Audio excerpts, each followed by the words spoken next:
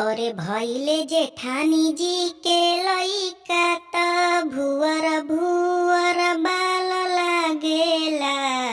ए सखी होतावा के पेनी लेखा करिया होरिलावा के गाल लागेला। सखी होतावा के पेनी लेखा करिया होरिलावा के गाल लागेला।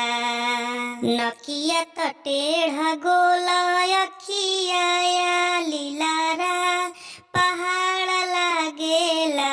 ये सखी हो कपारा त लोढ़ा लेखा माया अम्मा के घर उजियार लागेला। ए सखी हो कपारा त लोढ़ा लेखा माया अम्मा के घर उजियार लागेला।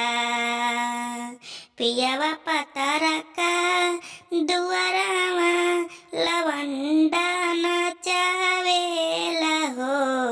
ए सखी हो सोहर गावेली ननदिया ढोलक देवरा बजावेला हो।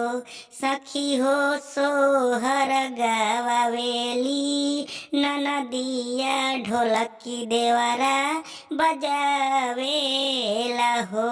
ए सखी होतावा के पेनी लेखा होरिला के गाल लागेला।